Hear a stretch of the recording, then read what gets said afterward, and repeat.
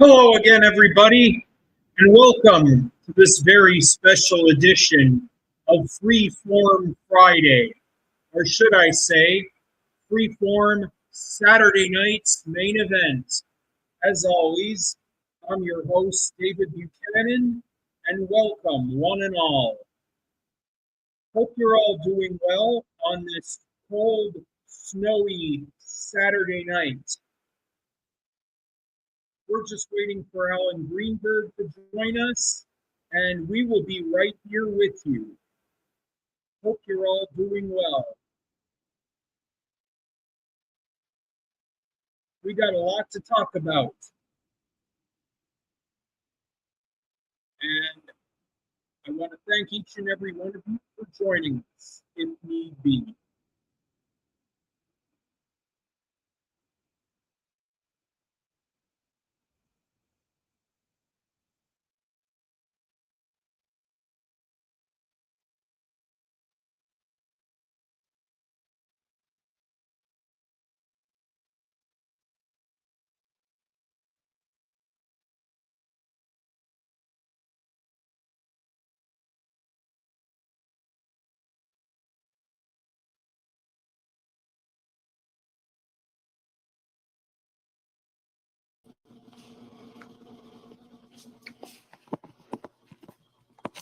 Alan, what is going on, sir? How are you? Thank you so much for joining us.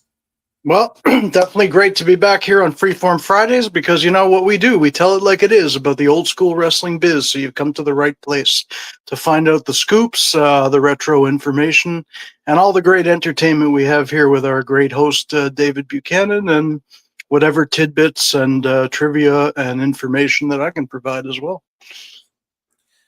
Wow, thank you so much, as always, for joining us. I know this was rather impromptu, and I was hesitant to make an announcement because we never know. We might be going live, we may not be going live, but it always remains to be seen. And we are here right now. And should we talk about what went down at the last week's Survivor Series or no? I think all that needs to be said has been said. I have no idea what went on, and I honestly am very uninvested, disinvested, disenfranchised, disconnected. I don't know what went on. I mean, not saying we have to talk about it, but suffice it to say, it's not the same Survivor Series that we knew from 35 years ago. No, most definitely not. To sum it all up, let me just say this: 4 matches, 2.5 hours. Crazy. Worst PLE in over 10 years. Well, that's covering a lot of ground. 4 matches, 2.5 hours. Need I say more? No, I would have rather two. Well, I would have rather. Yeah, I don't know what I would have rathered, but well, you know what? They criticized WrestleMania 5 for having 14 or 15 matches, and it was only what 3 hours, 4 hours. I don't know. That's a real. You must have the patience of Job to sit through that. Uh, I wouldn't say I have the patience. I let it play in the background while I watch while it's ongoing. The entrances were probably what, like 20 minutes for each performer. Yeah, the entrances were long and drawn out, but the biggest thing that really ticked me off, and I know a lot of you feel the same way, is the complete all the commercials, all these ridiculous commercials. And there was a time where pay-per-views, now known as PLEs, pal, were a safe haven to be free from commercials. But you also used to pay for pay-per-view. Now you're not, unless you have a. Well, I mean, you pay for the subscription to the access. You pay for the Netflix subscription. You pay for your ESPN subscription. You pay for all kinds of nonsense. Right. Well, everything's monetized. So. Oh, everything is, and one of the things that I'd like to talk about in the weeks to come, not the weeks and months, because 2025 is quickly coming to an end. It's going to happen sooner than later. Now, I want to bring back something that I haven't done in the better part of 4 years. And Alan, you've never done this with me. I've done it solo. I did it solo in 2020 and 2021 when I was doing something completely different. This is roughly around when we kind of knew each other. We knew each other. I want to bring back the 2025 or the Freeform Friday year-end reviews. Are not reviews, awards. Well, reviews. There's a lot of stuff we review week in and week out or every time we go live. Right. Well, I'm in the great tradition of Pro Wrestling Illustrated, of many other, obviously, the Meltzerites and all those people. I mean, year-end awards are, well, they are or were a big thing, I guess. Why not Freeform Friday? Well, yeah, and the categories will soon be revealed. And I also give it the option to each and every one of our viewers, those that bother to watch or those that care to comment. I will be posting them in the weeks to come. So I will have specific categories. So I'll give you a little brief synopsis.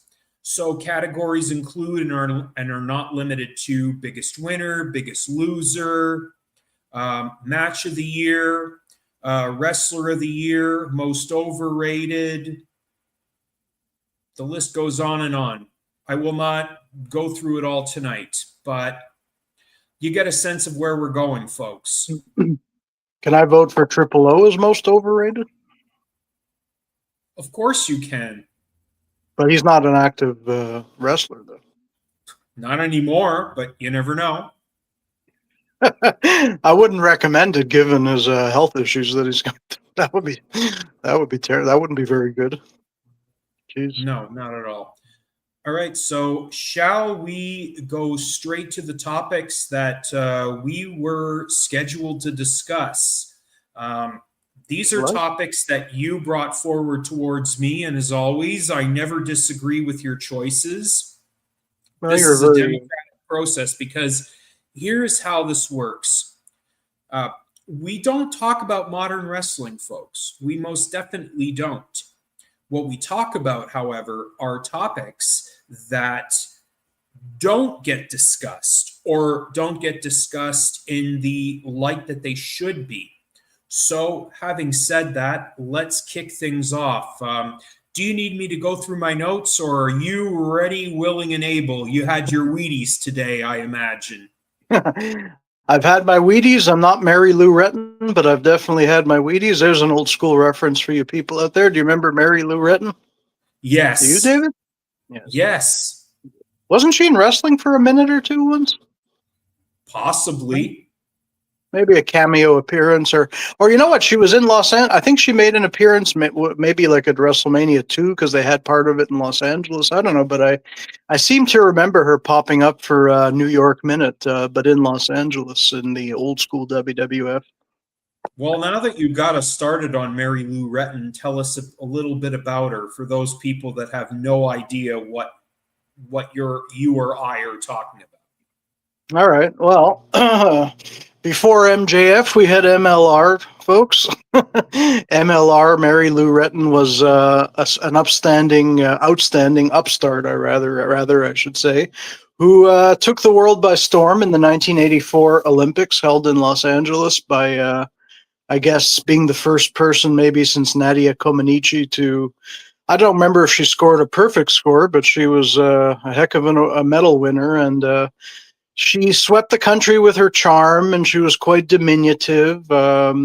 And Hollywood loved her, and she got amazing endorsement deals, including the aforementioned Wheaties cereal, and popped up in various places because she was cute as a button. She had a beautiful smile. She was a very infectious personality, and she's one of those athletes who you just couldn't get enough of, unlike some of the sports entertainers that we don't talk about too much here on Freeform Friday. Mary Lou Retton was just the it girl of the mid 80s in athletics and television commercials and endorsements. She wasn't an actress. She wasn't a singer. But she was an athlete with a great personality, and people couldn't help but fall in love with her because maybe she was the underdog. I don't recall, but I just remember how over, quote unquote, she was during that period in the mid 80s. And much like Nadia Comaneci defined gymnastics in the 70s, I'd say Mary Lou Retton defined gymnastics in the 80s. All right. Well said. Well said. So, how are we going to kick things off? What do you want to talk about? Well, we're going to talk about the man that Ludwig Borga called Lex Loser back in 1993. But we're going to rewind. You want to do a Ludwig Borga impressions? I love your Ludwig Borga impression before we start about Luger. Oh, hold on. Well, you want me to talk like Ludwig Borga. I sound like angry Russian, but then the Finns, they all kind of sound the same. You know, it's not just America. It's not just America. It's the world as we know it is crumbling. Is crumbling with inflation, crumbling with bank infrastructure being destroyed. Is the stupidity of the people in power. And I do not mean one particular person. I mean everyone all around the world, especially United States of America and Canada, the scum of the earth. I think you went Iron Sheik a little at the end. That was good. Yeah, had to throw it in there. Why not? Why not? I had to throw it in there. Yeah. Well, I guess some of the greatest people come from Helsinki and surrounding areas, and we are but scum here in Canada and the United States of America, according to the late Ludwig Borga, a.k.a. Tony Hom, who wasn't that different than his character, of course, the Dark Side of the Ring explained a couple seasons ago more intently. And well, it was last season. And was it last season? Yeah, it was last season. Right. It was last season. And it's an episode definitely worth watching, like all Dark Side of the Ring episodes. And there will be another season coming sooner rather than later. All details will be shared once they become available. I do not want to discuss this. Not that I have any inside information, but yeah. Well, when more information becomes available, we'll discuss. But I mean, we can all put our fantasy hats on and say, oh, who hasn't been discussed? What can we talk about? Yeah, I'm sure that's what the producers do, and maybe they consult people. But in this case, well, I mean, even Lex Luger himself might deserve a Dark Side of the Ring, even though his story seems to be winding up very beautiful, and he went through some excessively dark times as well. And amazingly, Luger declared himself a friend of Ludwig Borga behind the scenes, even though they were arch rivals in the ring, which I always found very interesting because I'm guessing Ludwig Borga, Tony Hom, was not the easiest guy in the world to be friends with. I mean, but I guess him and Luger had something in common, and I don't know. Maybe imagine Luger being, well, what I'm going to talk about is actually Luger apprenticing under some of the best in the business. And maybe by 93, Ludwig Borga was apprenticing under Lex, possibly, as well as a few others. I'm basically talking about the anniversary, which is now about 38 years old, I believe, of Lex Luger being ousted from the Four Horsemen unit in the NWA.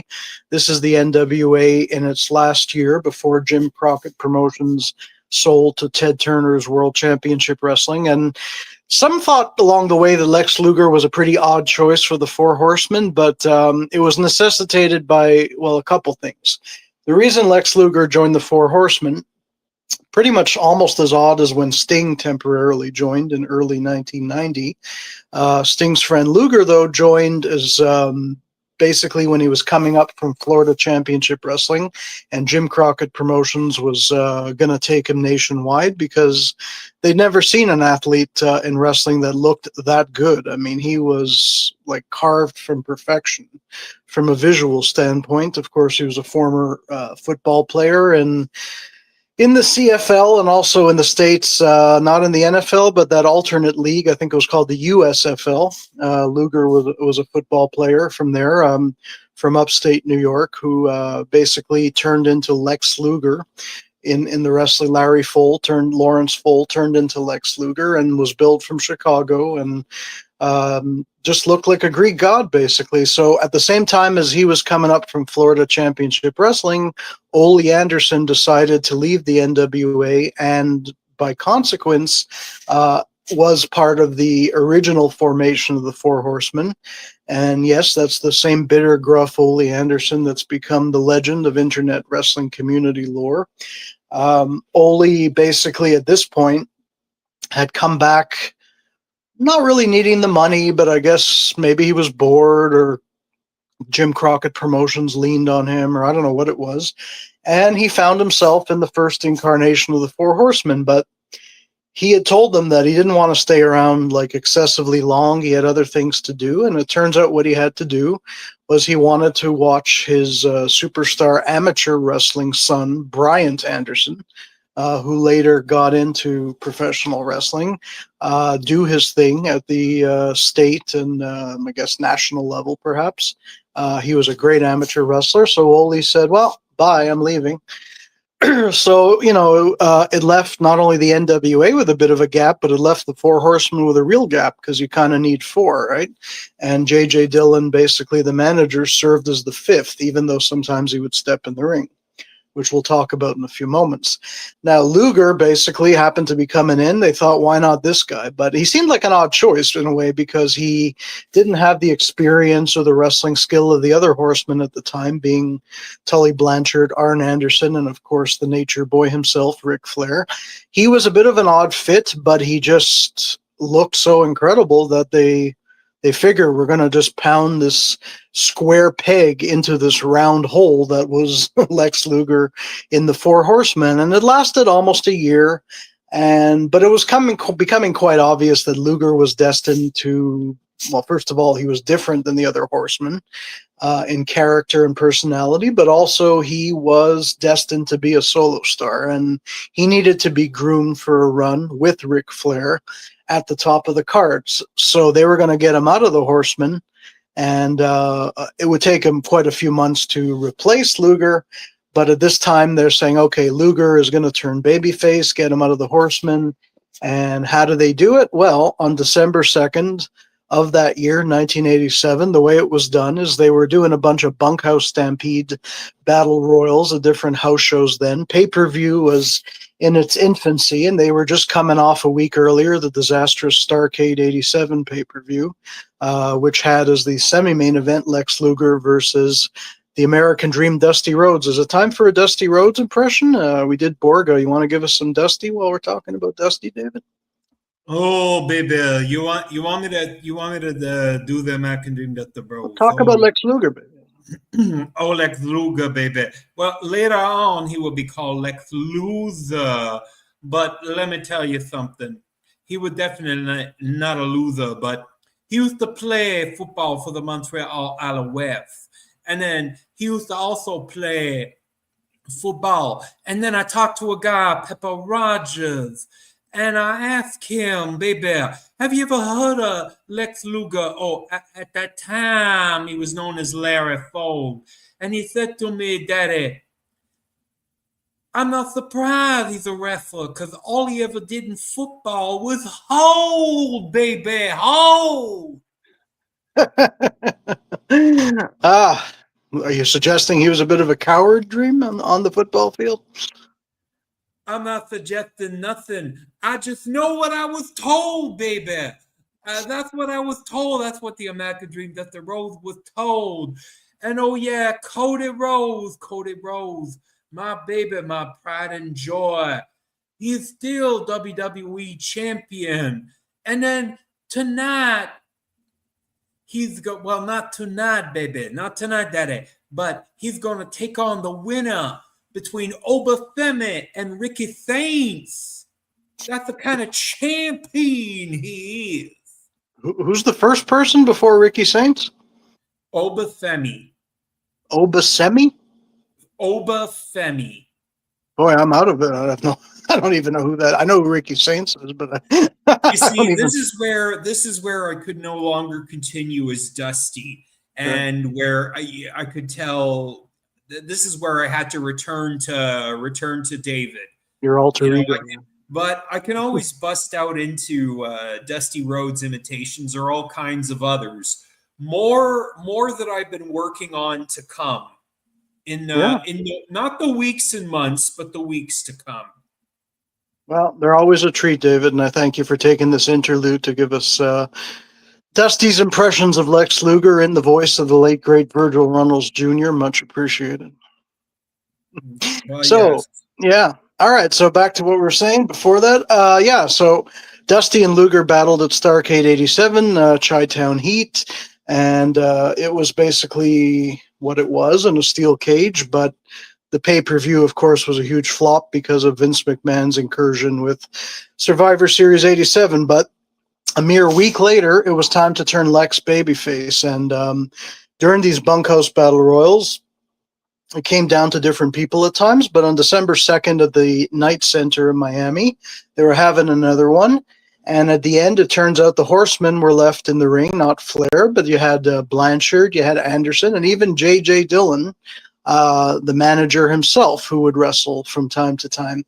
And J.J. Dillon actually started in the wrestling business as a wrestler, much like Bobby the Brain Heenan did, but of course became much more well-known later as a manager. So basically the Horsemen were left in the ring and they weren't going to fight each other. So they talked among themselves and they were in such a celebratory mood because Ric Flair had regained the NWA world title from Ronnie Garvin.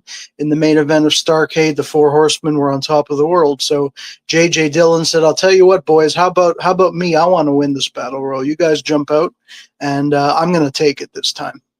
So Blanchard and Anderson, being very obedient soldiers, said, sure, whatever you say, boss. So Blanchard and Anderson certainly didn't fight each other. They eliminated themselves from the Battle Royal.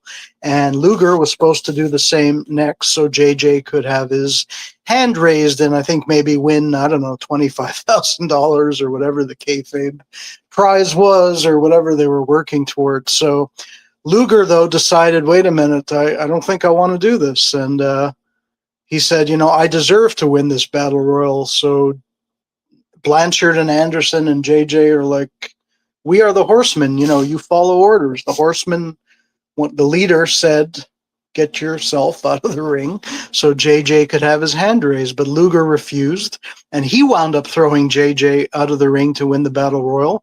Fans went crazy. They couldn't believe it. And all of a sudden, next thing you know, a week later, he's officially out of the Horsemen and became the immediate arch rival of the Four Horsemen. And Luger would cause many headaches in 1988. This was the end of 1987 for the Horsemen, which of course culminated in the two showdowns on pay-per-view at the Great American Bash 88, The Price for Freedom, and later at the end of the year in Starrcade 88, True Grit, where Luger, as Sting was rising, his friend Luger was also rising. And they would have a hell of a go-round with Ric Flair, especially in 1988. So we're looking at the anniversary of Luger's first babyface turn, basically, when he was, I don't know if you'd say he was ejected. Well, he was ejected from the Four Horsemen, but he kind of made the choice himself that he left the Horsemen no choice but to eject him. So we were looking at that date passing in December. Back to you, David. All right. So next up, we got the 37th anniversary of one of those December World Wrestling Federation house shows at the Montreal Forum, December the 4th, 1988. And it drew a astounding 15,005 fans. Were you there for that? I regretted that I wasn't, but unfortunately I missed that one. Couldn't go to all of them, and unfortunately, that was one of them I didn't go to. So regretted it though, because it was kind of one of the more hot ones.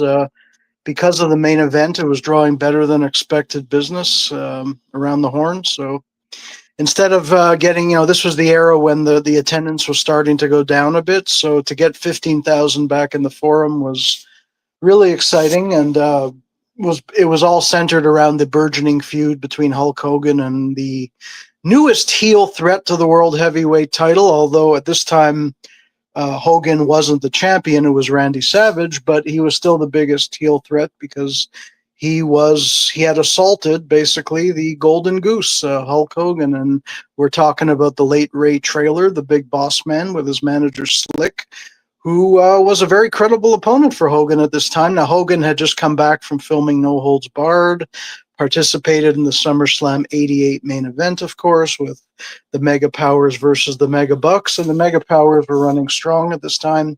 And then all of a sudden, Boss Man attacked Hogan on the Brother Love show on Superstars of Wrestling, which led to their huge go-round of the house shows. And it drew really well. I don't know if it's because people were so excited to have Hogan back on a regular basis, but probably it was the Boss Man had a lot to do with it, because Hogan was also wrestling Bad News Brown around this time in a lot of house shows, and I don't think they did as well maybe as the Hogan Boss Man show. So I think Boss Man definitely, well, he deserves a lot of credit anyway because it was really great, but I think he deserves credit for drawing some of the house here. Hogan Boss Man was a hot feud, so they brought it to Montreal on December 4th, '88. So we're going to go over the card a little bit and look what was going on at that time. One of the openers of the show actually had a newcomer, Curt Hennig, fresh off of his Mr. Perfect vignettes, which we all remember, where he was scoring perfect scores at various sports. He was playing chess and easily defeating people. He was doing all this stuff. He was on the rise, and unfortunately his opponent, Koko B. Ware, not so much on the rise. And they would go on the next month, although it was taped 3 days after this show, actually, to wrestle each other on NBC Saturday Night's Main Event, which I can't believe in 2025 is again a thing, but it's true. This is the original, of course, heyday of Saturday Night's Main Event, and Curt Hennig and Koko B. Ware would go at it, but they had some practice here 3 nights before, and Perfect, of course, got the win over Koko B. Ware, another opener for the show, which is also a bit timely because we've talked in recent times, due to the public appearances of Le Magnifique Richard Charland, who was basically a Quebec wrestling legend and has earned his stripes, so to speak, or his flowers, if you want to use that expression. And at this time, when the WWF would swing through Canada in different parts, he was there. And this time he actually got the win because he wasn't really wrestling an established American star. He was actually wrestling one of the conquistadors. Conquistador number 1, as it were. I don't know if it was Jose Luis Rivera or Jose Estrada, but he was there. And what do you know? Richard Charland gets a win in the big arena of the Montreal Forum. So congratulations, Mr. Charland. Always great to have him on the card. And of course, the philosophy of the WWF is we always want Quebecers on a Quebec show if we can do it. So Charland certainly fit the bill at this time, at least, even though he wasn't a babyface. And we're going to talk about another Quebec heel in a moment. Rick Martel, still a babyface, but he was still out for 1 more month with his kayfabe injury, more to do with his wife's illness at the time. But Rick Martel was not around. So other than the Rougeaus, who had turned heel by this time, and a guy we're going to talk about in a moment, there were no Quebec baby faces other than Martel at this time, but Martel was out. Anyway, Richard Charland was there, and the consummate Quebec heel, Dino Bravo, was coming up next in his... basically, they were getting to the end of the feud with Hacksaw Jim Duggan, which was a very easy feud to book because it was a feud over patriotism, Canada versus the USA. Bravo's manager, Frenchie Martin, kept saying USA is not okay, and he would walk around with that picket sign or whatever it was saying USA is not okay. Duggan, of course, had Old Glory, the American flag. But Bravo was kind of on the rise. Duggan, well, I mean, he had come off a main event feud with Andre the Giant, but as Duggan himself would probably tell you, when he was rehired after the very, very eye-opening incident with the Iron Sheik on the New Jersey Turnpike, he wasn't really ever booked the same. So here he could lose to Dino Bravo at various venues, and this was not an exception. Of course, Dino's a Quebecer, but he was losing in other venues too. But it took Frenchie Martin's interference for Dino to get the win, so Duggan could easily get his heat back. So that was that match. And then we had a kind of a throwback to 1984, speaking of Mary Lou Retton, because they matched up Tito Santana with Greg the Hammer Valentine. Now, for old school WWF fans who go back far enough, they can remember that Santana and Valentine had one of the greatest WWF feuds ever in the early days of Hulkamania. And they battled over the Intercontinental title, which Santana proudly held until Randy Savage ended his reign. But this time, 5 years later, both of them had diminished, unfortunately, in terms of their star stature, but Santana was going it alone because of the aforementioned Rick Martel was out, quote-unquote, with his injury. And obviously, when he came back, the Strikeforce reunion would be short-lived, and Valentine was between feuds at this time because he was supposed to be feuding with the original Rock, or one of the original Rocks, Don Morocco. But unfortunately, Morocco was fired the month before on a tour of Europe. And a lot of wrestlers actually were leaving the WWF at this time. So Valentine found himself without too much to do in terms of a regular opponent. So they brought back the old Santana Valentine magic, minus the same magic as you might imagine. But they could still put on great matches, and they went to a full 20-minute time limit draw in this match as well. Next, we go on to one of the greatest of all time, the great Harley Race, who was basically finishing up his run in the WWF. He'd have one last hurrah at the Royal Rumble against Haku in a battle of the crowns, King Haku, to see who is the real king of the WWF. But at this time, he was a man without a crown because it wasn't clear. Is he a babyface? Is he a heel? Hard to picture him as a babyface. But, wasn't thrilled that King Haku wore the crown. But in this case, he was supposed to go against the guy we were talking about a little earlier, Ronnie Garvin, who was getting ready to make his WWF debut. But at this time, 9 days before Super Clash 3 with the AWA and World Class, CWA, CWF, etc., Garvin was still the reigning AWA International Television Champion at this time. He was still finishing up, I guess, some of those commitments, or he wasn't. I mean, I don't think he debuted, actually. The first show I remember him on was actually December 30th at Madison Square Garden. I don't remember if he did smaller house shows before, but he was supposed to be Harley Race, and that would have been a hell of a match. But we didn't get Race versus Garvin. We got Race against Lanny Poffo.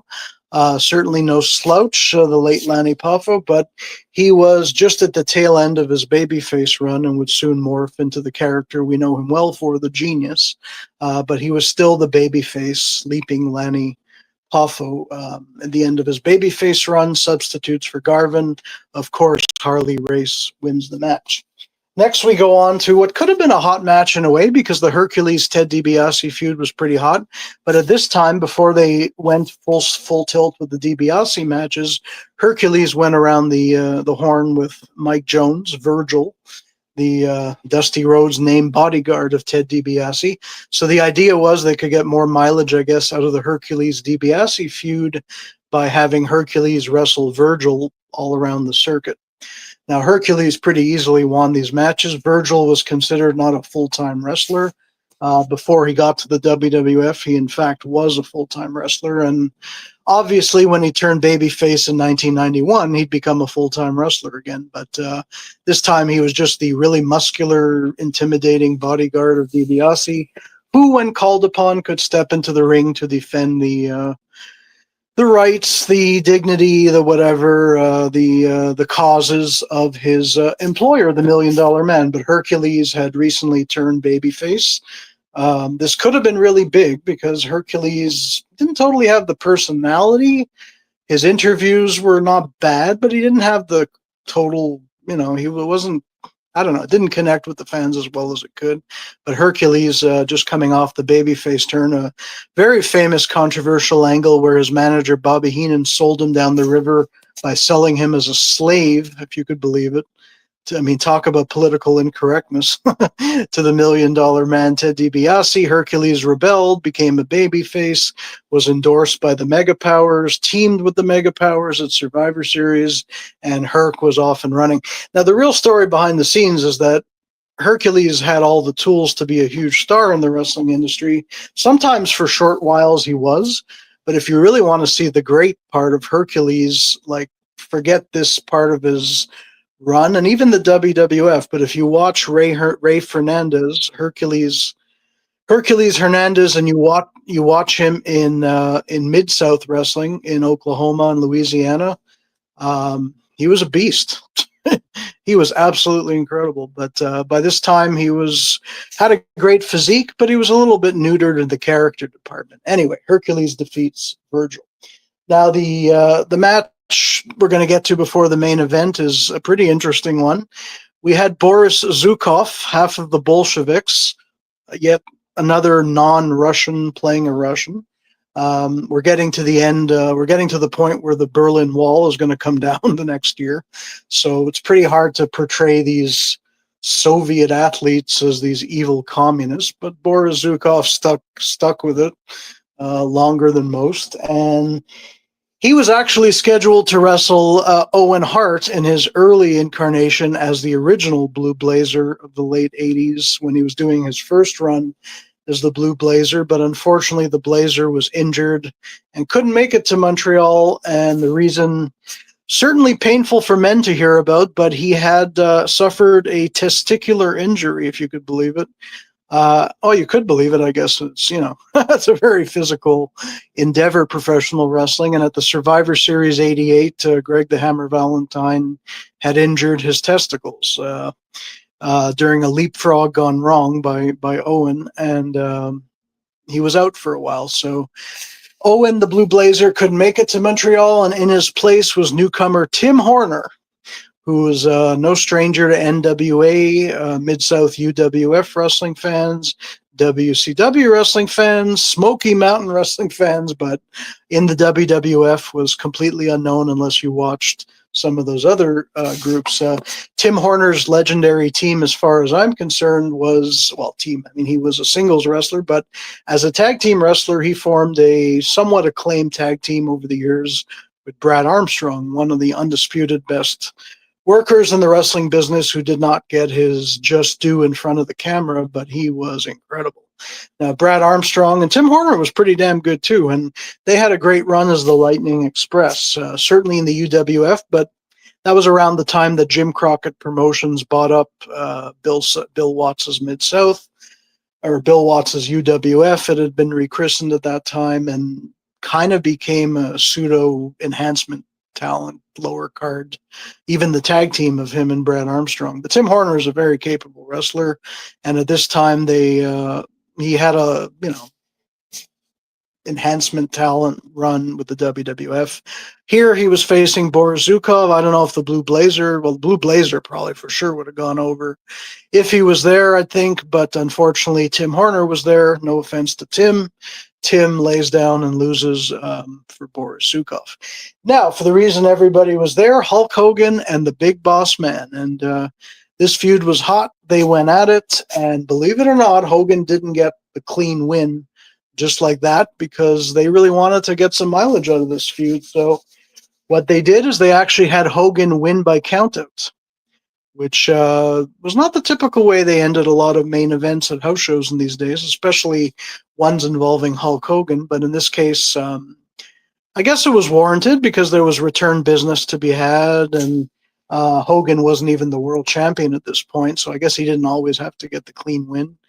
And Hogan and Bossman, great main event. Ray Traylor worked his ass off during this period, and always so great. And he had come off his run, of course, as Big Bubba Rogers the first time around in Jim Crockett Promotions, and he was hot. He was a hot heel, and Slick got involved, and great feud at that time. Late '88 could have used some great feuds, so luckily we had Hogan versus Bossman on top of the card at the Montreal Forum. Back to you, David.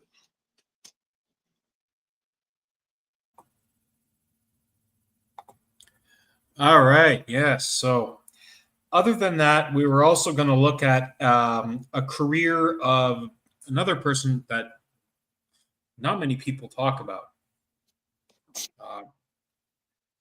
England's Big Daddy, who the usually successful Shirley Crabtree Jr., who passed away on the 2nd of December in 1997. Yeah, and it's akin to the blow that to British fans that probably most of the world had when Hulk Hogan died this past summer.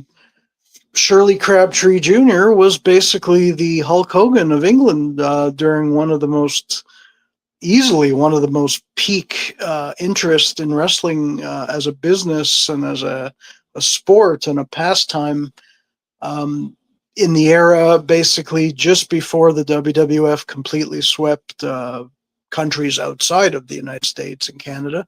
And outside of England, I don't know if he's super famous, but boy, is he famous in England. I mean, we're talking just like Hulk Hogan had a cartoon. Well, Big Daddy, Shirley Crabtree, was in a cartoon all the time, and he was always appearing on British talk shows, and he was a crossover mainstream celebrity, but he was also controversial because not that the man himself was controversial, but we're going to talk a bit about the life of Shirley Crabtree Jr., who basically took wrestling in a totally different direction in England than it had originally been in, and that many would have liked to see it go in. Basically, the antithesis of wrestling being taken with any degree of seriousness. And now when we think of British wrestlers, we just think of some incredible athletes like William Regal and Dynamite Kid and Davey Boy Smith and Scott McGhee. I mean, you can go up and down the list. There's a whole bunch of them. But this man had a very, very long career in various incarnations, even before he was Big Daddy.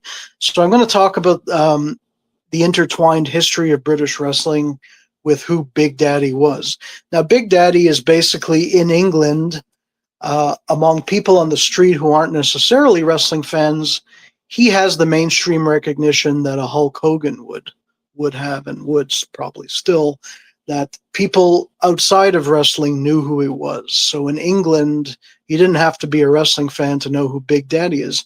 I had an experience like that with some people, some relatives who had moved to Memphis, Tennessee, back in the 70s. And when I met them in person in the 90s, they were not wrestling fans at all, but they definitely knew who Jerry the King Lawler was. Jerry Lawler is everywhere in Memphis, even to people who aren't wrestling fans. So just like Lawler was the king of Memphis after Elvis, to outside of wrestling even, Big Daddy was to the country, to the United Kingdom.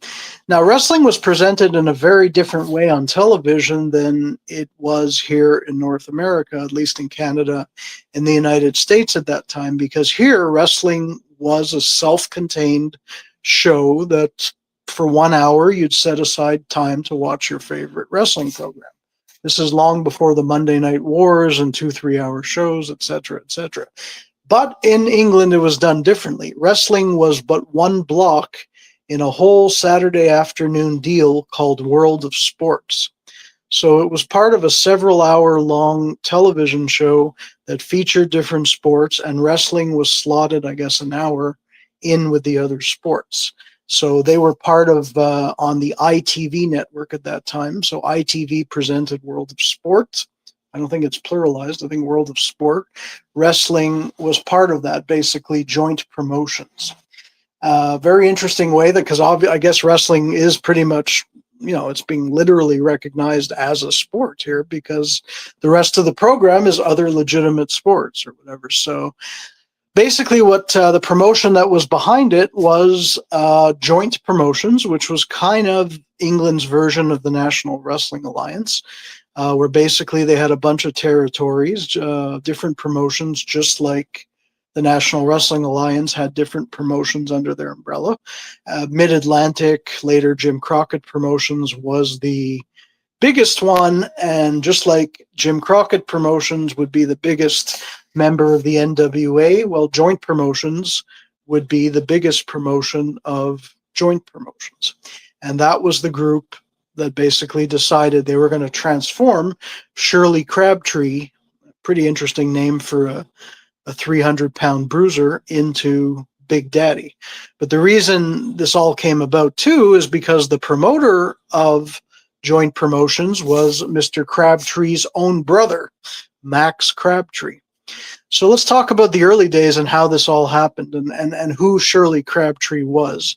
So we roll back to the year 1930, where Crabtree was born in Halifax, but not the Halifax here in Canada, Halifax in England, the original Halifax, if you will.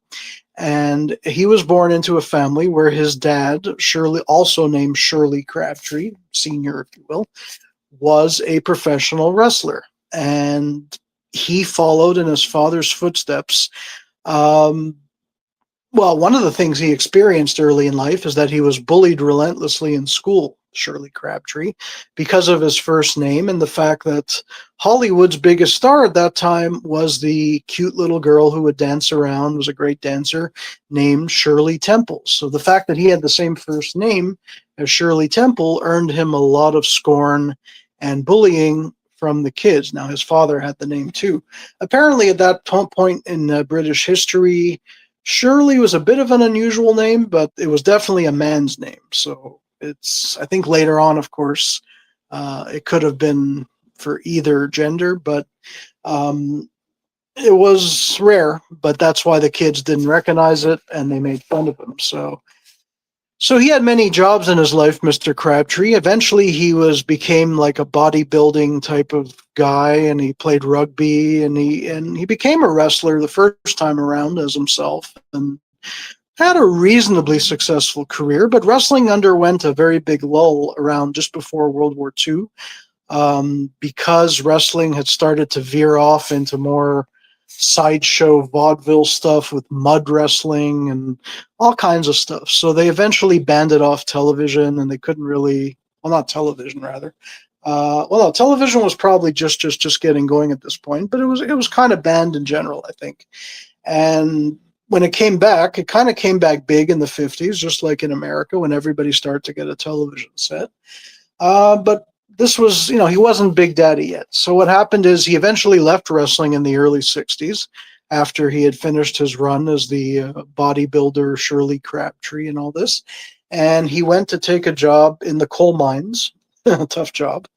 So working in the coal mines, and he also became a lifeguard, and he did a bunch of different things. And then in the early 70s, a man named Norman Morell had this idea to bring Crabtree back to wrestling, but he brought him back as this big. Now, keep in mind, Crabtree's appearance had changed drastically by this time. Gone were the days when he was a highly athletic, muscular, stud-looking guy. He was actually quite obese at this time. He was around 300 pounds and just like moved very slowly. He lost a lot of the mobility and the athleticism and such that he had the first time around, and was a new person, basically, in the eyes of television viewers. So he brought him back as a big heel called the Battling Guardsman. And he used to come in and he would destroy all the baby faces, and most people just didn't stand a chance against him because he was so much bigger and kind of brutal, I guess. But it didn't take long for his athletic skills, whatever was left of them, to keep diminishing. So in 1974, I think, is when his brother Max Crabtree took over, and he rechristened the Battling Guardsman, his brother Shirley Crabtree, in a whole new way, making him a baby face that was more like a superhero that all the kids would love, named Big Daddy. And he wore a sequin cape, and he was so full of charisma, like Hulk Hogan was. They used to say Hulk Hogan was low on wrestling skills, but high on personality and charisma. Now, Hogan did have some wrestling skills. I mean, you could see it if you look at footage of him wrestling in Japan, but Crabtree, not so much, but he was a heck of a personality, and the kids loved him. As I said, he wound up in kids' cartoons later. So from 1974, for quite a few years, wrestling came up again and was just so big. Big Daddy crossed over into mainstream stardom. In the ring, he was not very good, and often his matches were really, really short. So the heels were not getting a lot of time to display their skills, and they would just lose to Big Daddy. It's kind of like Hogan had the feeding machine, where they bring in a new heel every once in a while, or they would rechristen one of the heels that was already there as his next challenger, and off you went. But at this time, after basically going through the last half of the 1970s, and right at the end of the 1970s, he even became a bigger mainstream star because he was featured on the very popular, I guess you can call it, reality show of its time called This Is Your Life. Now, This Is Your Life was made fun of in the WWF on TNT when Vince McMahon decided to do the same for Nikolai Volkov in a very hilarious skit, which I'm pretty sure you can find on YouTube or somewhere, where they basically make fun and bring in, Volkov is excited and he thinks he's going to get the royal treatment, but in fact, they bring out people from Eastern Europe and his distant past who talk about what a terrible student Volkov was, a terrible person. And it turns into a real comedy skit. But the real This Is Your Life, which began as a British show, later imported to America, was a huge show in England where you look at the life of some kind of celebrity or hero or what have you. So Big Daddy got a well-known episode of this show in 1979, and they brought wrestlers onto the set for the show. They had people from Crabtree's past when he wasn't wrestling and before he was wrestling, and he couldn't have been a bigger national star as the 80s were starting. But there was also a downside to all this, and that's that wrestling as an art form really suffered because nobody could approach the well, I'm not going to say the talent, but the notoriety and the idolatry that Big Daddy did.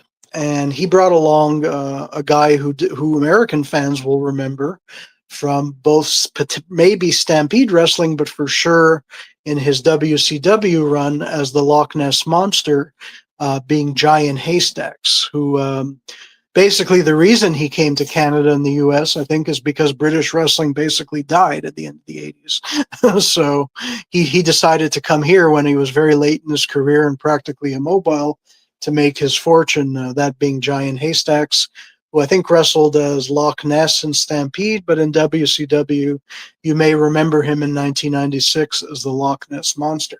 But Loch Ness, aka Giant Haystacks, formed a tag team with Big Daddy back in 1975, and they were unstoppable because they were just had overwhelmed completely their opponents with their massive, massive stature. And eventually they became enemies, and et cetera, et cetera.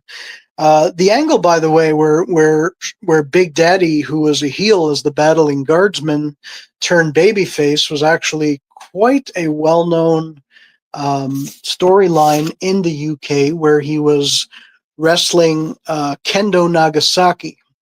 But it's not the same Kendo Nagasaki that North American fans may recognize from World Class Championship Wrestling, I think from Puerto Rico, and certainly Japanese wrestling. He's an actual Japanese man. This was actually a British guy named Peter Thornley, who took on this mythical samurai warrior character, also called Kendo Nagasaki. And this is the angle that basically turned Big Daddy babyface at that time. This is back in like 76 maybe or so, somewhere around there. And so into the 1980s, Big Daddy, biggest star, crossover. He was everywhere. Couldn't get. I mean, he maybe would have been on the Wheaties box, basically, like Mary Lou Retton and others. But unfortunately, the downside that I was starting to talk about is that if you were a regular, smaller size wrestler and you wanted a career in the wrestling business, you basically had to get out of the UK because all you were going to wind up doing is laying down and counting the lights for Big Daddy every night. So this is what sent the likes also of the Dynamite Kid, of Davey Boy, and many other British wrestlers, probably Dave Finlay, Fit Finlay, Squire, Dave Taylor, actually William Regal, Stephen Regal, and however you want to call him. He actually, very, very early in his career, had a tag team match on British television where he was Big Daddy's tag team partner, which is very interesting. This goes back to 1986. But this is not the same Stephen or William Regal that we know from the 1990s and 2000s. This was a very green, very young, inexperienced, and he admits like he just wasn't ready to be there yet. But in the very early career of Regal, he teamed once with Big Daddy on television, and Regal has many, many memories of Big Daddy. Actually, he can talk endlessly about the kind of celebrity that Big Daddy was. But anyway, so as the 80s were going on, a lot of the good wrestlers were leaving because they had no future there as long as Big Daddy was doing it. That's why wrestlers like the Dynamite Kid and all them became so big in Japan and Canada and later the US, because if they had stayed in England, they would just be enhancement talent, basically.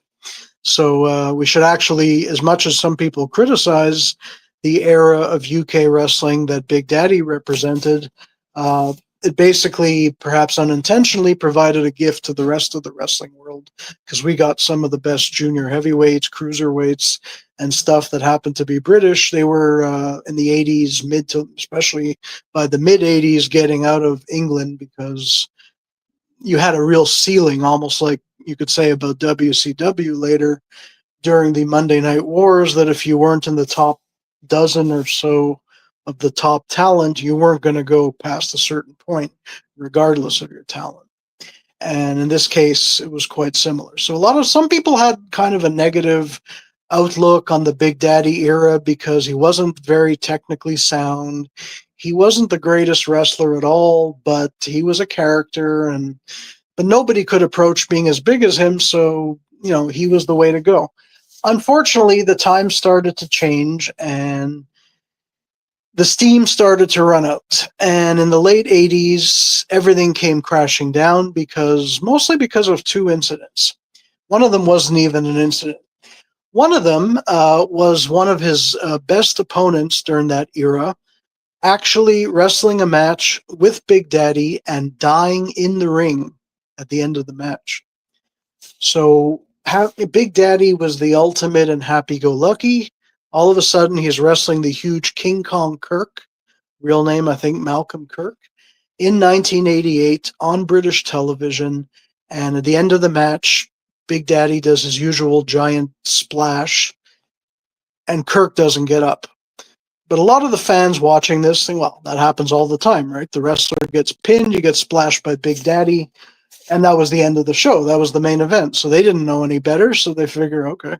So they all start leaving the arena, but the people in the rings know right away something is very wrong, and they're really worried. And a medical team gets there really, really fast. I think maybe the fans were still filing out of the TV taping, and they try to rush Mr. Kirk to hospital, but it was too late, and they couldn't revive him, and he died, and it made a lot of big headlines on British news, not just sports news, but in general news. And Big Daddy himself went on the news and talked about how difficult this was for him. And it took a lot of the luster off of him, but also what was happening at that time was that in addition to kind of getting a bit stale, which even Hulk Hogan did in the WWF after about 7 years, what else was happening was that the World of Sport deal was coming to an end because somebody new took over ITV's World of Sport and decided that wrestling wasn't really the kind of thing they wanted to be identified with. It wasn't high class enough. It wasn't upper crust enough. or highbrow. This is kind of the same story we heard in WCW. The WCW was the bastard stepchild of Turner Broadcasting. That most of the upper scale Turner divisions didn't want wrestling as part of their corporate package. In this case, this new guy who came in to run ITV, or rather World of Sport, no, ITV, I think, or whatever, no, or maybe World of Sport, he decided wrestling should be off. So what they decided to do was make wrestling its own show, which is what we're used to here in North America.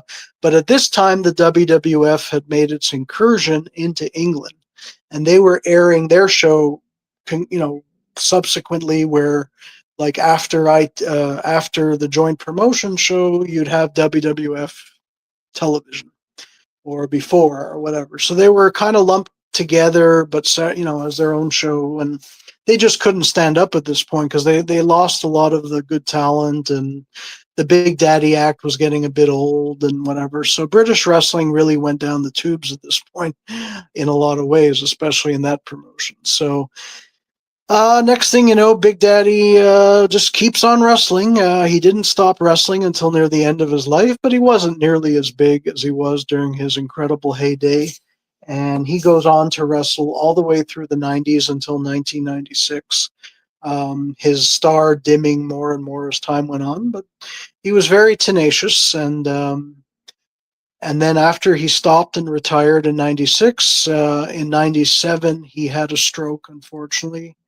And I think that was 2 months before he passed, and his health obviously didn't recover from that. And in 1997, as David said, on December 2nd, we had the passing of the great British wrestling phenom, who was a bit controversial in different ways, but was pretty much a good bloke, as they say. The one and only Big Daddy. May his memory be a blessing, Shirley Crabtree Jr. Yes, and yes, indeed. And I really didn't know much about Mr. Shirley Crabtree, and this was quite something to speak of. But you remember the Loch Ness Monster? Absolutely, I remember. I remember it from watching WCW back in the 90s when I was a kid. But then I remember seeing it another time. I had bought this bootleg DVD called Wrestle Crap, uh, compiled by a fan or somebody who hated all things crappy wrestling. And I remember something that said, who thought Gene Snitsky, having shitty teeth? Because this was around the same time where Gene Snitsky was just getting his character redeveloped or reinvented, where he had shitty teeth. Right. As opposed to, being the guy that said it wasn't my fault, or the guy that loved women's feet. Now he's being rebranded as a guy with crappy teeth. Okay. We've gotten way off topic, so we're going to pivot back to a look back at one of the very last editions of Stampede Wrestling, which would go down on the 9th of December of 1989 in Edmonton, Alberta. And this is just before we talk about what went on. This was around the time where Bruce Hart started, it was ending, but Bruce Hart resurrected Stampede Wrestling. And this was kind of like a big so-called middle finger to the WWF. After Stu, his father, had called Vince McMahon to sell his time slot. And Vince would say, okay, but I want Brett, Anvil, Dynamite, Davey. You're talking about 1984, yeah. Yes. And Bruce would attempt to resurrect Stampede Wrestling, but to no avail. Now, this is not one of these things where I'm going to crap on or shoot on or call out Bruce Hart. I met Bruce Hart at Slamfest, and let me tell you, he's a very, very nice man. He's a very good man.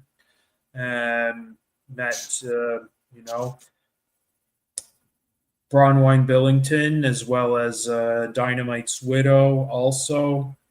So I'm not going to say a bad word about them, and this is not what it's all about.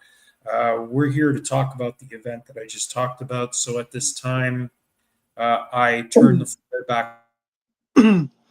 Well, thank you, David. I don't even consider it a failed run in a way, because to me I know the earlier years of Stampede Wrestling when Stu was running it were obviously the peak successful years, but I was introduced to this version of Stampede Wrestling when I first became a fan, and at least, he kept it going for like almost 4 or 5 years, basically. So I don't know if I'd consider it a failure. I mean, certainly it didn't achieve what the previous incarnation of Stampede Wrestling did, but it's the one that basically where wrestlers like Owen Hart and Brian Pillman and so many others that we went on to really appreciate in the 1990s and late 80s cut their teeth, and basically Chris Benoit. I don't know if his name is, every time I say the name, it's. But I mean, there's been many, and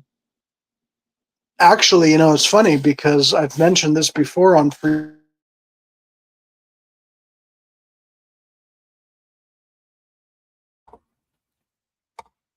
Okay, looks like you're frozen, Alan. Oh, now you're back. You just I'm ventured back. into parts unknown. I went into the frozen tundra of Stampede Wrestling. That's how cold it was to travel through Calgary and Edmonton and up all those small towns at this time.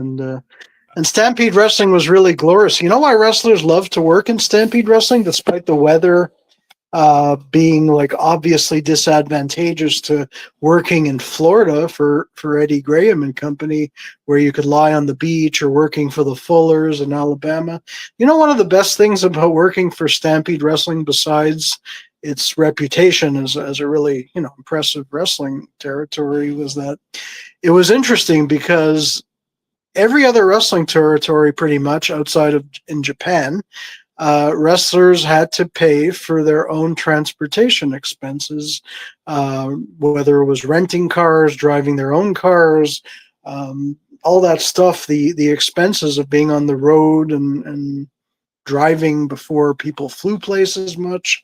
The wrestling people and but Stampede Wrestling was different, because one of the perks that Stu Hart offered is that you didn't have to pay your own trans. He basically had 2 vans that drove around from town to town, one for the baby faces and one for the heels. So despite the poor weather conditions that were, especially obviously in the winter months, and Stampede was a winter territory, so one of the main advantages of working for Stampede is you saved all that money on trans. It didn't cost you anything. You didn't have to buy gas. You didn't have to do this and that. You just got in the van and it took you to your next destination. The baby faces, kayfabe being very much alive. The baby faces stuck with the baby faces. The heels stuck with the heels. I think Bret Hart drove that van for a long time in his early formative years. And the heel van, I think at the time we're talking about, I want to say was driven maybe by the Cuban Assassin. I'm not sure. In any case, yeah. So, I mean, one of the advantages of working in Stampede, and there were some disadvantages, were that unlike pretty much any other North American wrestling territory, your trans was covered. So you could pocket that money for yourself. And that really adds up. I mean, this is like Stampede was a 7-day-a-week territory, as many places were, at least during the on season. And basically, imagine how much transportation money you could save. So that was a real perk of working apparently for Stampede, because in the old days I used to wonder, I was like, I wonder why these wrestlers, if they had offers like in Florida or in Tennessee or in, aside from money, like who would want to be in the I mean really cold temperatures and stuff, like why would you choose there aside from the reputation of Stampede Wrestling? And apparently one of the reasons may have been because it was maybe one of the only, for sure, one of the only territories where wrestlers didn't pay their own trans. They had, Stu Hart had a couple of old vans on the road running, and your transportation was covered. So there's a financial benefit there. Anyway, All right, so to the dying days of Bruce Hart run Stampede Wrestling, you could tell that things were not as fruitful as they once were, but I liked this period for a couple reasons. First of all, you had wrestlers coming in that you could tell were kind of going to be stars, and looking at it with hindsight, they became big stars in America and sometimes elsewhere too.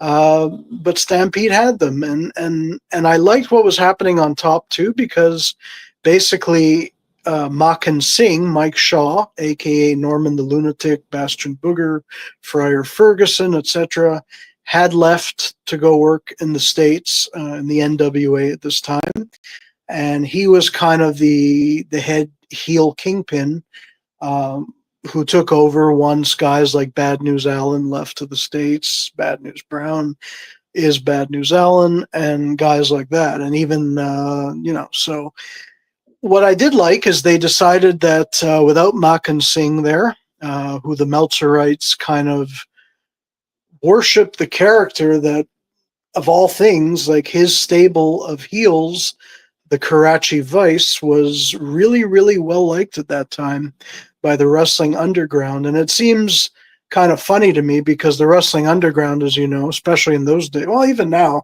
I mean, now the underground is basically not underground because of the internet wrestling community, I guess. But at that time, the very finicky underground fans who would thumb their nose at the most popular stuff going on, they thought, and these are pretty much mostly American fans, that Stampede's Wrestling Karachi Vice faction was one of the best things going in wrestling. And it was pretty brilliant. I mean, a lot of people don't remember it, of course. I don't know if you'd ever see that on Peacock or whatever it is, Netflix now or whatever. But, it's stuff that's just so different and so interesting. And of all people, the guy that became Bastion Booger was at like kind of a major part of it. But in this period, in 1989, the last year, they didn't have him. And they tried to create another Bad News Allen, basically, by bringing in a former football player who had wrestled a lot in Minnesota and Chicago. In Minnesota, in the PWA, the Pro Wrestling Association, America, whatever it stood for. And I'm talking about the great Lethal Larry Cameron. Now, Lethal Larry Cameron doesn't get a lot of press in wrestling anymore.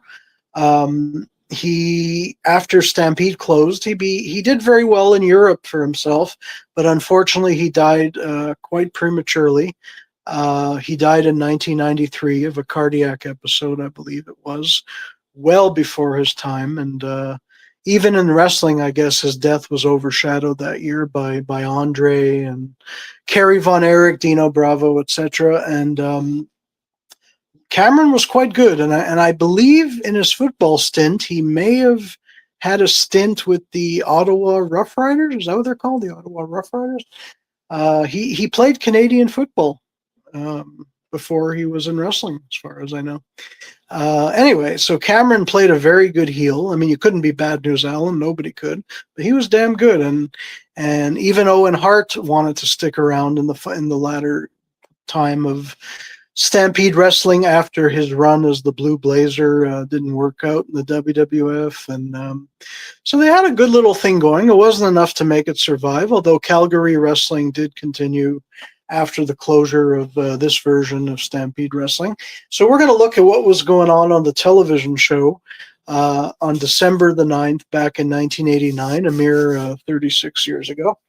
And in the first match of the show, you had a wrestler named Skull Mason, whoever he was, going against Canadian mainstay Biff Wellington, who had also wrestled extensively in Japan. And he wrestled under another name that I'm forgetting in the States. I forgot what it was. But he was a bruiser and a very big mainstay of Stampede Wrestling, but he was on the way down, and Skull Mason got the win. So if Biff wasn't winning, not a great sign. He was a big foe of he had a lot of matches teaming up with Chris Benoit, as I recall, Biff Wellington. He was one of those like special Stampede guys that was just famous in Stampede mostly, aside from overseas. But that was just the first match of the show. Next match of the show was quite interesting because speaking of Chris Benoit, he was there and he was wrestling a man named Gus Jamieson. And Benoit was not a huge star yet. He was just getting started in Japan too. I believe thanks to Bad News Allen, the aforementioned, who got him in the door in Japan, as I recall. And he actually lost on this show to this Gus Jamieson. Gus Jamieson, a few people might remember, used to wrestle as Dino Ventura. No relation, of course, to Jesse the Body Ventura. You want to give us a Jesse impression, David? It's been a good 40 minutes since you've done an impression.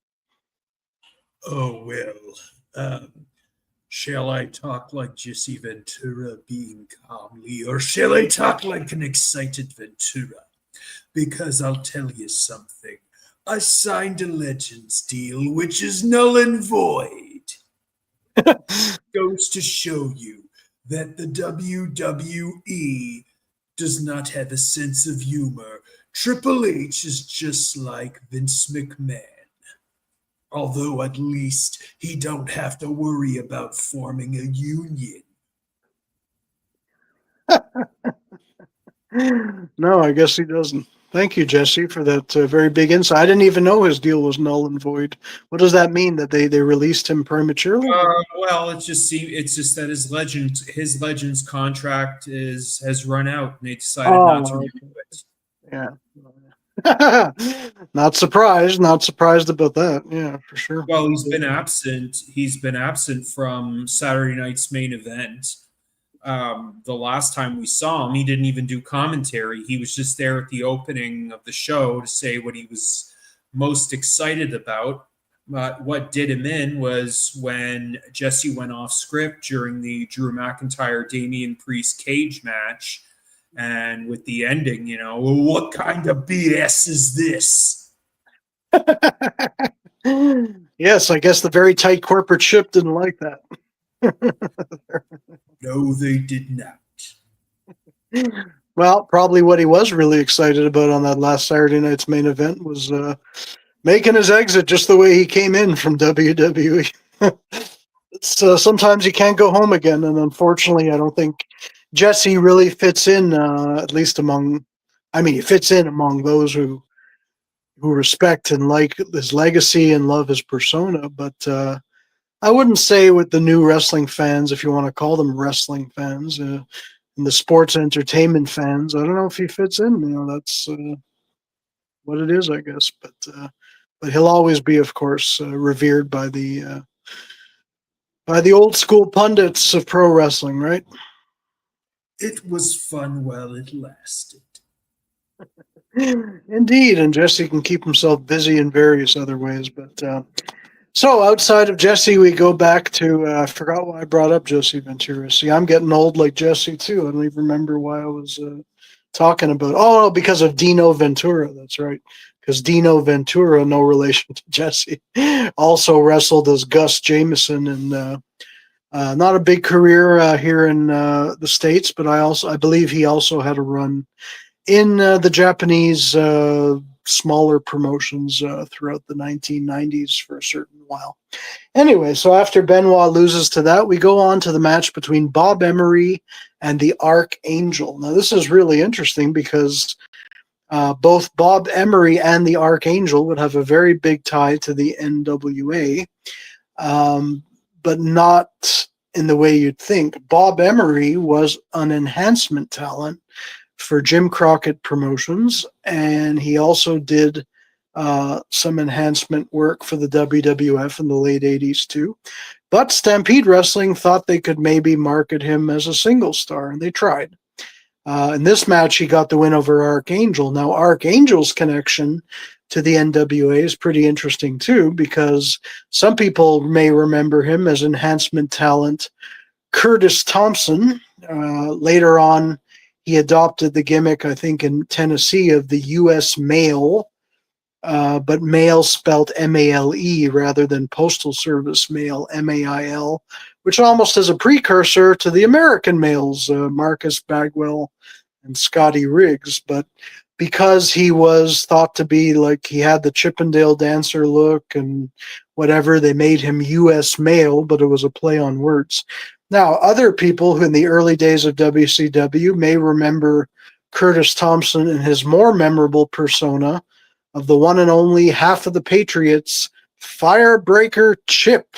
The inimitable Firebreaker Chip. Now, for those people, I don't know if most people remember the Patriots. I mean, they may remember the tag team, the Patriots, but the Patriots was actually, I believe, supposed to start out as a quartet, almost like a bunch of G.I. Joe, almost Sergeant Slaughterish American flag waving patriotic heroes. But for some reason, they didn't debut as a foursome. They were a tag team of Todd Champion and Firebreaker Chip. Now, Firebreaker Chip, for those of you who don't know, it's kind of funny. Look him up because he actually came to the ring in full fireman regalia. Was supposed to be a firefighter. But the real joy was seeing him, I guess, disrobe because he was had a good physique and got into his tights, and he was a good wrestler. I liked Curtis Thompson. The Firebreaker Chip character was pretty ridiculous and didn't go very far, but he did last quite a while, though, in WCW as a pseudo enhancement talent. And the Patriots did hold, I believe, the WCW US tag team titles for a short time, and I think they might have been dethroned by Tracy Smothers and Steve Armstrong, the Young Pistols, at one point. Anyway, but at this point, Curtis Thompson was wrestling under a hood, as it were, a mask, in the dying days of Stampede as the Archangel, which is a pretty it's a good looking gimmick. Like he was looking good, but kind of a very occult sort of spooky gimmick. The mask was white, and he was supposed to be like, they actually had the Angel of Death in Stampede come back around this time. So you had the Angel of Death, the Archangel. It was kind of interesting. Anyway, Curtis Thompson under a mask as the Archangel, here actually losing to a fellow enhancement guy, Bob Emery, who they were really trying to give a shot to as a single star.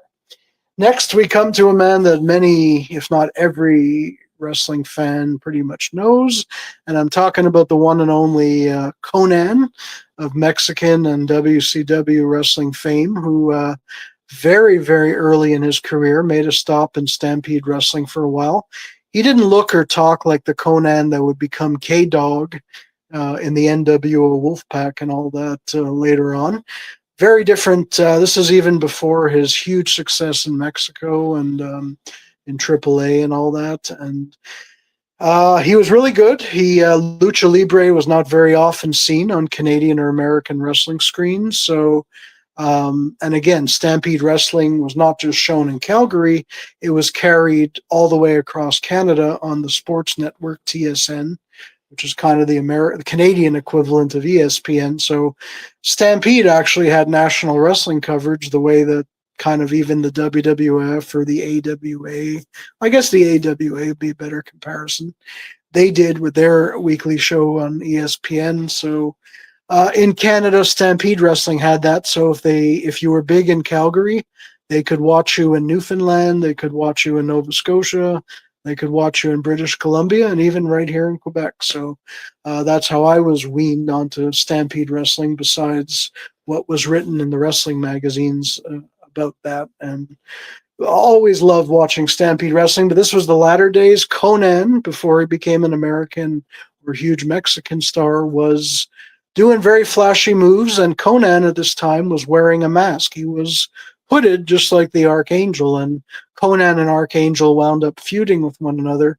It's a very different Konnan.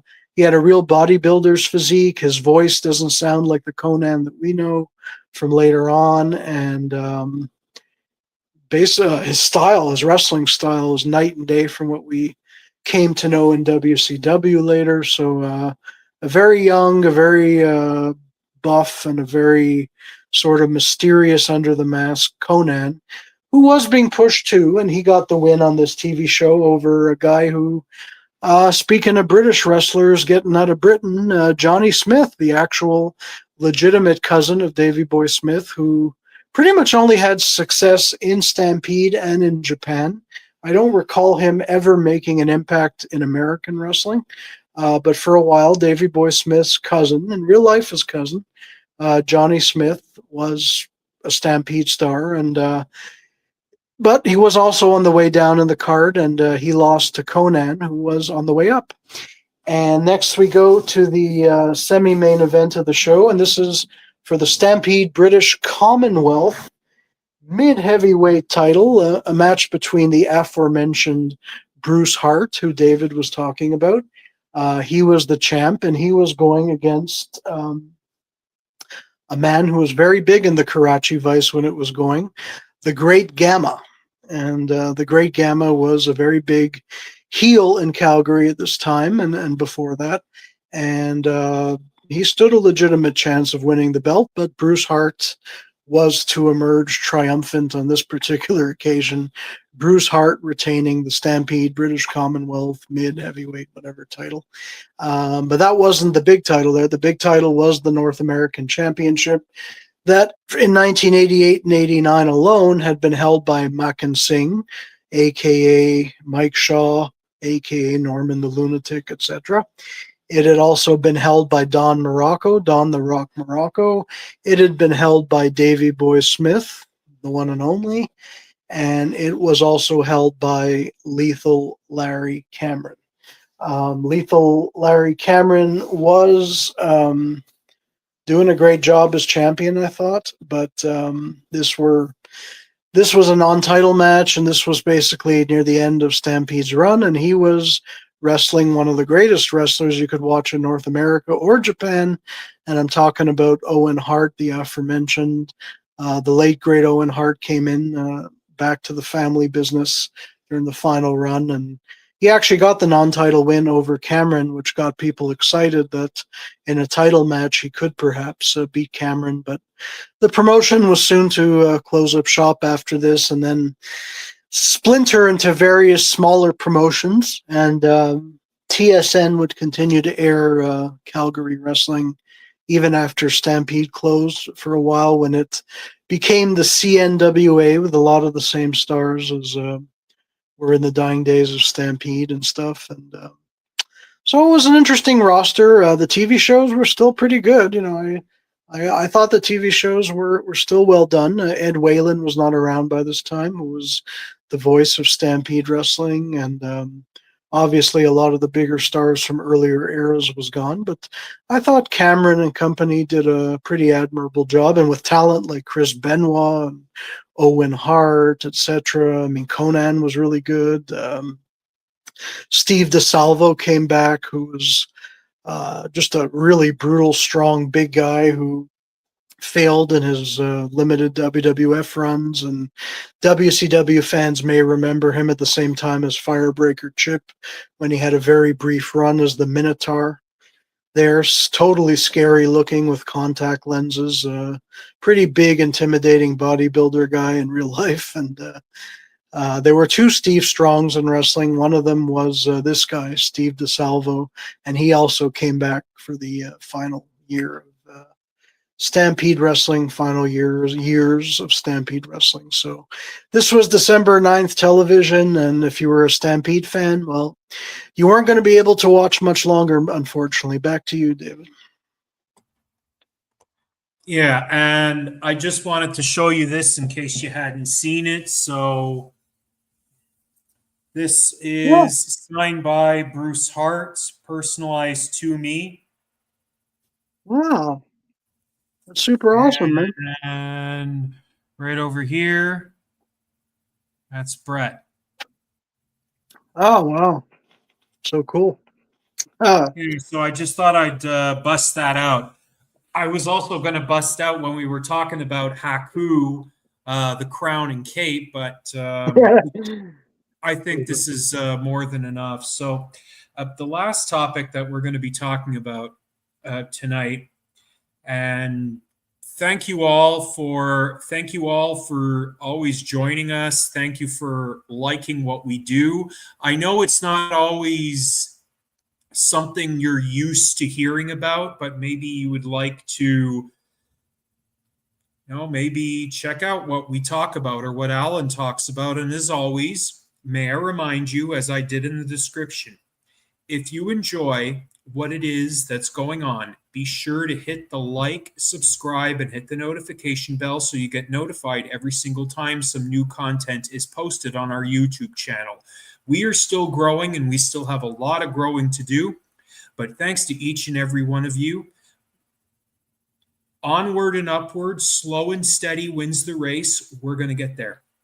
So the last topic that we were supposed to discuss is ECW's Better Than Ever, which would emanate from the ECW Arena in Philadelphia, Pennsylvania on December 6, 28 years ago on this very day, as 1,600 fans turned out to see a show unlike any other.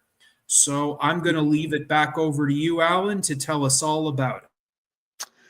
All right, so basically, yes, we're at the end of 1997. ECW had already invaded the WWF several months earlier. They were even in the middle of doing, around this time, a USWA invasion in Memphis. They also, this was the year that ECW did the angles with Jerry Lawler and Jim Cornette, and a very interesting time of growth for ECW. Of course, they had their very first pay-per-view in April that year. So the company was becoming less and less a small regional company and really scooping up national attention as a pretty viable alternative to WWF and WCW wrestling on the big cable networks, etc. Now, this time, you had some really great talent that had, some of which had already left ECW to go to the big two, WWF, WCW.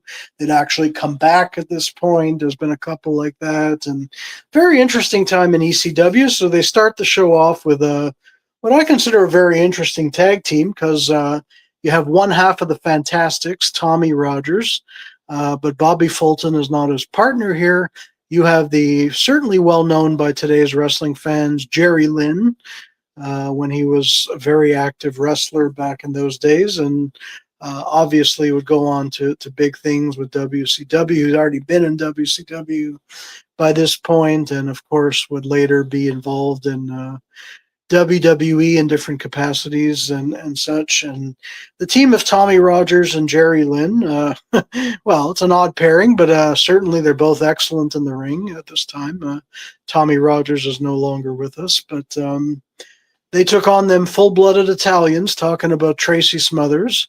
Doesn't get more Italian than that. And Little Guido, that was this incarnation of the full-blooded Italians faction.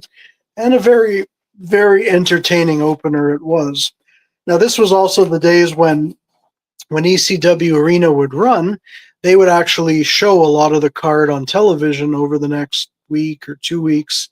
In this case, the next 2 weeks of ECW television featured a lot of this show, basically on the, well, they had more than one TV show, but the hardcore TV show, which I guess may have been the main one, basically showed a bunch of this stuff. So after Rogers and Lynn and Guido and Smothers, you got Mikey Whipwreck battling Justin Credible in a very interesting match, which was a rematch from a previous one where Mikey, who was probably the best underdog that wrestling had ever seen this side of the 1-2-3 Kid, a guy who shouldn't win, but somehow he does.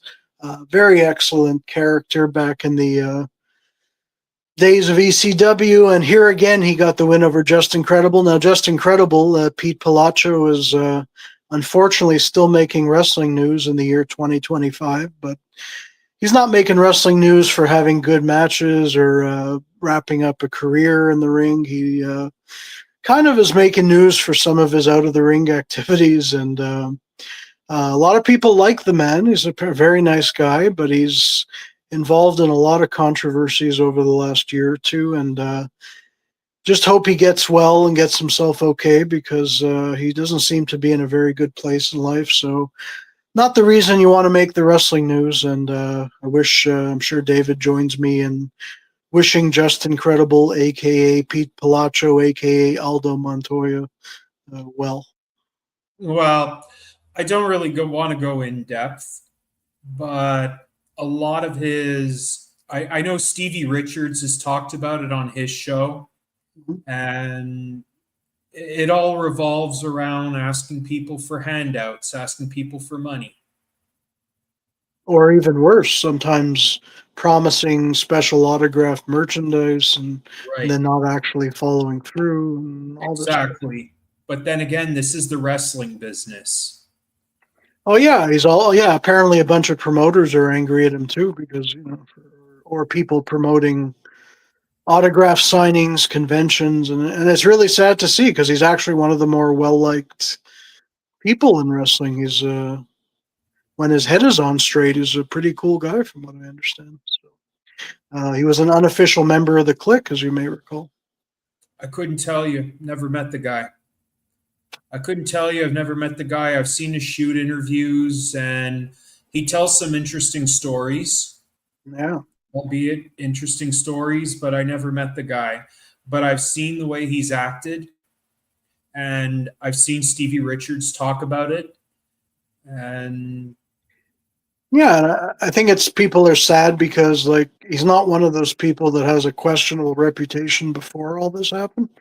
Like he was generally respected and thought to be on the up and up type of guy and a straight shooter and this and that. So it's really sad to see, that somebody's personal life isn't going well and then it carries over into their professional life and stuff like this happens and you just want to wish him well and hope he gets his act together and wrestling has seen far enough bad news stories. I'm not talking about bad news Allen, so we be nice for this one to have a happy ending like the one I mentioned earlier. I forgot what I was talking about then, but the story had a happy ending.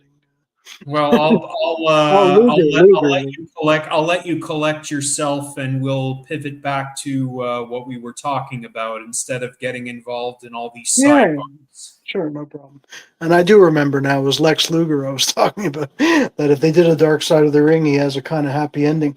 So next on the card of the ECW arena was Al Snow versus Paul Diamond, and to me that's kind of a light, sort of a light version of a dream match because I have so much respect for both Al Snow and Paul Diamond, and Paul Diamond as himself made most of his name in the AWA as one half of Bad Company with Pat Tanaka, of course. In the WWF as himself, he was enhancement talent, but of course he also wrestled as Kato of the Orient Express under a mask, so he reunited with Pat Tanaka in that tag team. And I was going to say, no, he wasn't Battle Cat. I remember he wrestled Battle Cat once because I don't know how many WWF fans remember the brief run of Battle Cat, but no, Paul Diamond was not Battle Cat. That was Bob Bradley and the late Brady Boone. But Paul Diamond did wrestle Battle Cat. That's why I thought of that for a second.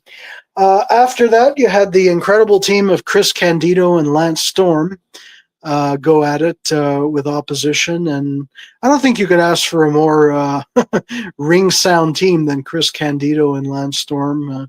Certainly pretty fantastic, but they were going in a sort of triple threat elimination tag team match against WWF bound Doug Furnace and Philip Lafont. Philip Lafont wrestled as Dan Profit in Stampede Wrestling in Calgary. Doug Furnace was an incredible athlete in weightlifting, and some people may remember he came into WCW briefly in 1990. Furnace and Lafont, though, I guess is probably better remembered in the early days of the Attitude Era in the WWF, and they were on the famous Montreal Screwjob Survivor Series card as well. But in this case, they were the ECW Tag Team Champions, and they were doing this angle where they said, well, we just signed a contract full time with the WWF, so we're going to take these belts and throw them in the garbage or something a la Medusa on Nitro or something like that. So it drew the ire of different people. And in this case, Chris Candido and Lance Storm took the belts from them. I think they only won it like one day before at a house show prior to the ECW arena show. And the third team in the match was kind of interesting because Balls Mahoney and Axel Rotten wound up as a tag team, and I guess I want to think that this was after Ian Rotten maybe had left ECW, or maybe it was even before he got there. I don't recall. But they formed a very interesting team, and they even had an interesting team name. They were called the Hardcore Chair Swinging Freaks, or something along that line. Great name for a tag team. Pretty brutal style, hardcore as it gets. And so this triple tag team elimination match ended with Chris Candido and Lance Storm getting the win. Next, we come to another tag team match of sorts. We had Dudley's versus Dudley as the Dudley Boys. Well, they're not called the Boy. Well, Bubba, the original, Bubba Ray Dudley, Devon Dudley, the original WWF version, went against New Jack and Spike Dudley. So kind of going against your own quote-unquote family, as kayfabe families go. New Jack and Spike Dudley, though, could not defeat the rather impressive duo of Bubba and Devon, but there was a storyline of why Spike Dudley split away from them and a whole thing. And Spike Dudley, of course, was one of the best bump machines that, well, for sure ECW wrestling had, maybe just about all of wrestling had. He took some crazy bumps, as many of you may recall. Next, we come to the match, which doesn't sound very interesting on paper, but there was a story behind it. David was mentioning Stevie Richards, who's now has a popular podcast. Well, Stevie Richards here was fresh off of his return. He's one of those wrestlers I was talking about who went to WWF or WCW. In this case, this was the time in the earlier days when he went to WCW, didn't work out, came back and wrestled in ECW. And Chris Chetti had a problem with him. Chris Chetti was a lower card guy pretty much. And Richards versus Chetti was basically the semi-main of sorts here. And Stevie Richards got the win and would go on to continue in ECW. Of course, later he would wind up in the WWF as well. And I think people remember him for being in the Right to Censor faction in the WWF later on. Now, of course, they know him as a well-respected podcaster, I want to say, and Stevie Richards, ladies and gentlemen. All right, so we come to the main event. It's a hell of a tag team match. Good buddies who started in the wrestling business together, Rob Van Dam and Sabu, both Michigan stalwarts who began, of course, training under the Sabu's uncle, the Sheik. And by this time, they were both pretty big stars, and they were teaming up. And they were going to go against the pretty also amazing team of Taz and Tommy Dreamer. So it was a real slobber knocker, if you will, of a slugfest between these four men, and a great way to main event an ECW arena show at this time. Van Dam and Sabu got the win, and kind of interesting, I guess. Van Dam, I guess, was a babyface right at this time, and yeah, interesting team. Sabu, well, Sabu had been through a lot through these years, leaving ECW, making his return, being booed by fans, etc. I'm going to correct you. At this time, Rob Van Dam was a heel alongside Sabu, because Tommy Dreamer and Taz were the baby faces. Okay, I'm wrong. Okay. Yeah, so Rob Van Dam and Sabu managed, yeah. He's so identified as a babyface, I forget about any of the heel run stuff. Yeah, okay, there you go. Thank you, David. So, yeah, that was the main event of the show, Rob Van Dam and Sabu as heels going against the ever-popular Taz and Tommy Dreamer. Taz, of course, has had many interesting runs as both heel and babyface as well. And that caps off the ECW Better Than Ever show in December 1997 at the ECW Arena. Back to you, David. Wow, this was quite the episode, and we definitely went into the Wayback Machine, and we had a lot of topics to discuss. And Malin, you have much more experience on the matter than I do. And on that note, I want to thank each and every one of you for joining us for the time that you did. But if you were unable to, or if you want to see this whole episode once it is uploaded in its entirety. You are more than welcome to do so. Please leave us a comment. Please don't forget to like, subscribe, and hit the notification bell so you get notified every time we go live or when we upload some new content. So, as I stated before we sign off, coming up, if we have other topics to discuss, there's only a couple of weeks left in December, let alone 2025. If there's other topics that we feel the need to discuss, we will do that. But we are going to be ending 2025 with our Freeform Friday year-end awards. So the categories will be uploaded on my Facebook page. Freeform Friday does not have a Facebook page. Maybe we should start one, but that brings me to my next point, which I'll get to in a moment. So I'm going to be posting the different categories. Now that this does not pertain to wrestling, this can pertain to the world of politics, although we are going to probably open a can of worms with that topic, but I'm not scared. Well, I think we have the boogeyman in our corner. I think we'll be okay. Oh, yeah, and he'll be coming to get you. Yeah. So make sure to get out and vote, kids. As well as the ghost of Bruno Sammartino. Well, that would be something. Oh, he'll be back in LJN form. Oh, okay. From living legend to LJN form. That's great. So I'll be posting this in the days to come. And this is going to bring me to something that Alan knows nothing about. I haven't discussed this with him.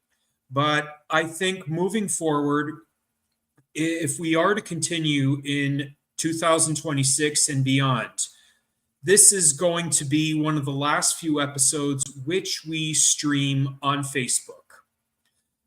Because it's great to have Facebook friends. Alan and I are quite appreciative of who we have as our Facebook friends. Some we are closer with than others. However, that doesn't mean each and every one of you are wrestling fans, nor do you have the time, nor the want or desire to tune into what it is we talk about. So, which is why I've decided, moving forward, I think in 2026 and beyond, that this no longer goes live on Facebook. I will post when we go live and when and where you can find us. YouTube will definitely be one of the options at the with the handle @Freeform Friday. We're also looking to get into possibly Twitch streaming, or I am for that matter, but we're going to be focusing on primarily on YouTube. And you can always watch when you want to watch and when you're able to. And if you're willing to join us live, all the better. This is why I've decided moving forward in 2026 that we will no longer, I personally think it's no longer viable to go live on Facebook. I will do my own live videos, provided I decide to keep my account, to remind or let you all know that what I'll be up to and what I myself, as well as what Alan, as well as others, will be up to if we decide to go live in the future moving forward. But so this is the last time it's the last time is now, just like John Cena. The last time is now, and we're gonna end 2025 with a bang. We're gonna bring back, for the first time in 4 years, the Freeform Friday year-end awards. Exciting. So on that note, thank you all so much for joining, and it's always a pleasure. We don't always go live as often as we do, but we are appreciative of the time that you take, and we are appreciative of the time you spend with us. Thank you very much, and we will see you the next time that we are able to go live. Goodbye good night. Take care of yourselves and each other, and love one another. I bid you farewell.